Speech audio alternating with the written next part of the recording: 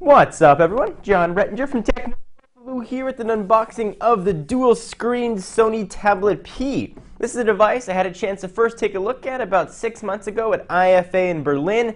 I was pretty impressed with it back then, but the tablet world has changed quite a bit since then. Ice cream sandwich is no longer my favorite dessert, and Tegra 2 now has an older brother in the form of quad-core Tegra 3. So let's see if there's still a place in the market for this very unique-looking tablet. Let's go ahead and dig in.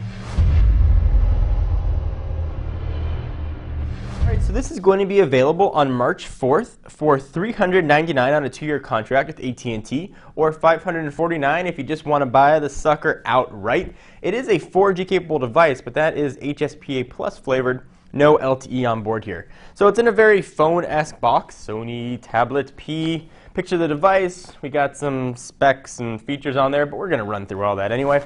Let's go ahead and dig in. Think of this as like a 3DS made into a tablet. And you can sort of get a sense of what this guy looks and feels like. All right, so quick start guide. You know the joke I'm going to make for getting started quickly. So there's that. Go ahead and pull that out. Here is the Sony Tablet P wrapped nicely in plastic. Go ahead and pull it out. And of course, we'll run through all the specs. It's much smaller than you'd expect from a tablet. Very thin and certainly could fit in your pocket. Go ahead and see what that looks like next to my hand. So I'll put that on the side for just a moment. Here is the 3080 milliamp hour battery. Going to be good for about 7 hours of tablet-y action. We'll put that in just a second. Let's see what else we're going to get in the Sony Tablet P box. Got a power brick, and it certainly is a power brick, with a proprietary little pin connector there. And then, of course, the cable that connects to said power brick. And then some important information. We'll see how important that is. All right, so let's go ahead and take a look at the Sony Tablet P. We got some plastic on it, so I shall remove said plastic. I'll boot it up, and we can run through the specs of this guy. Plastic's harder to remove than I thought. Aha! No plastic is a match for my prying fingers. Go ahead and peel off the rest of this, and we'll see what we got. This was actually one of my most pleasant surprises from IFA. Aside from that giant 75-inch Samsung TV, I really liked getting a chance to play with the Sony Tablet P. So, boom. That's a Sony Tablet P. One giant screen, a little bit of a gap in the middle. We'll talk about that in just a second. Some cameras. Let's go ahead and pop in the battery, which lives on the side somewhere. So I'm going to go ahead and do that. I'll be back in just a minute.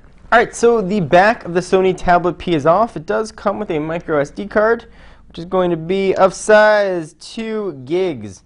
So there you go. Removable battery, so let's go ahead and pop that in. 3080 milliamp hours. I'll go ahead and do that. It is nice that it's removable. Put the back on, and we will power this sucker up. Snap into place. Pretty easy. Now let's see if we can find a power button. It lives right there. Open it up, and I'll run through the specs, because there's a lot crammed into this. All right, so this will boot up, and let me tell you what the Tablet P, the Tablet C is and does. Okay, so we are looking at Android 3.2 Honeycomb. So, ice cream sandwich world, Honeycomb tablet. We haven't heard whether or not ice cream sandwich will be coming to this. Presumably, though, it will be.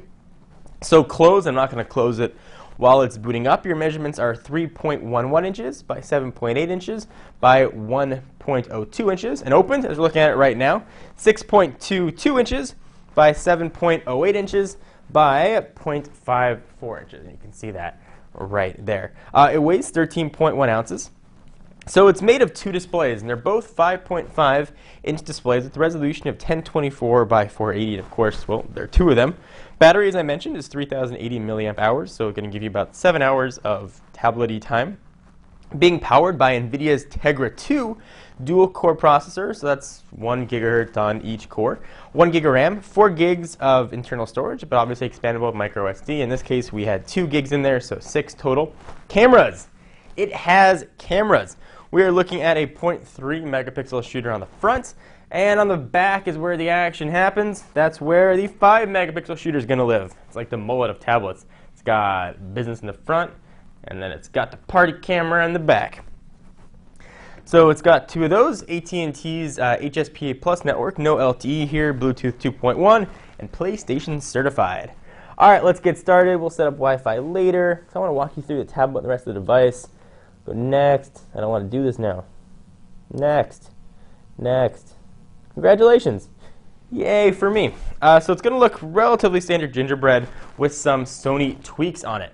All right, so let's go ahead and walk through the tablet. Go and close it up. Boom. Let's see what we got. So living on the left-hand side, we don't really have anything. All the action happens, boom, right there on the right. So there's the power button. That's where your power plug is going to be. If you want to sync this guy, underneath this hard-to-open door, is where your micro USB cable is going to live. Push that door back down. Volume rockers up and down. On the back, that's where those hinges are. You can see they protrude just a little bit, and then nothing there. The back is made of plastic, but it does have sort of a metallic feel to it. The top is plastic as well. AT&T branding. And then you've got that Sony PlayStation certified branding, meaning you can get your Crash Bandicoot on. Go ahead and open it up, and there are those two 5.5-inch screens.